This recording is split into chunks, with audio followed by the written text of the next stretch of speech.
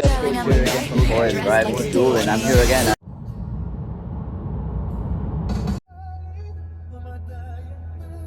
Okay, parallel parking tayo.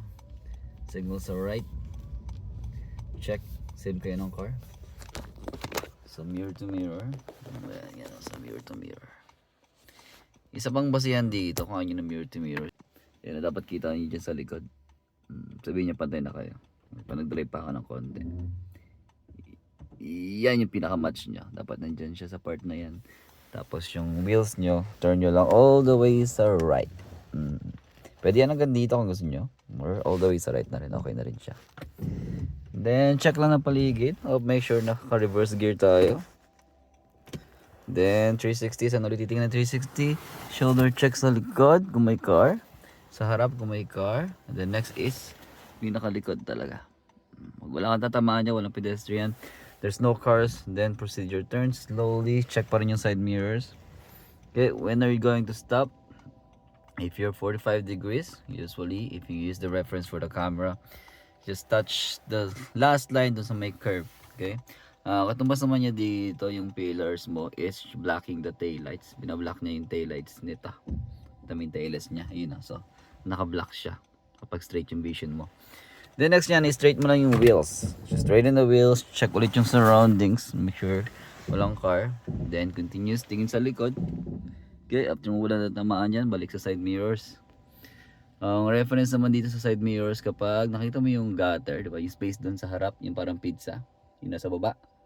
Yan. Yan. So, pag normal looking lang, so wala na yan. Nakikita mo na lang yung sidewalk. Ganyan na lang siya. Ha? Wala na yung curb. Wala na yung space sa baba. Makikita mo na siya pag dinungaw mo. Pero kung normal looking lang, ganyan lang siya.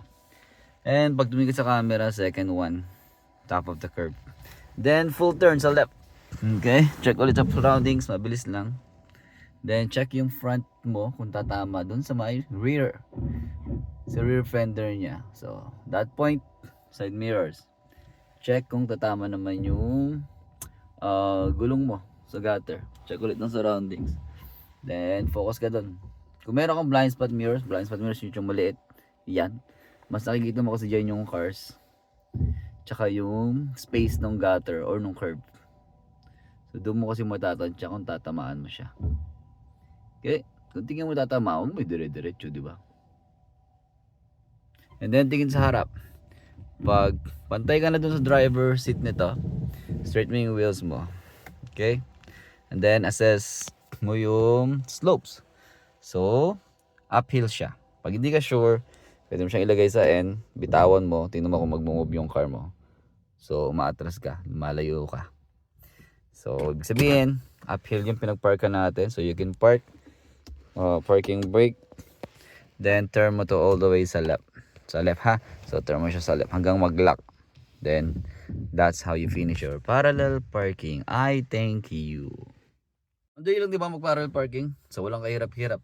Pero kung nahirapan ka pa rin, you can message me to 368838689. We can set up a meeting. We can set up, tuturo ko sa'yo paano to. Napakadali lang dito guys. Sa tamang guidelines lang magagawa mo to. Teaching you parking, parallel parking, hindi lang siya pang exam. It's pang araw-araw na pwede mong gawin. Okay?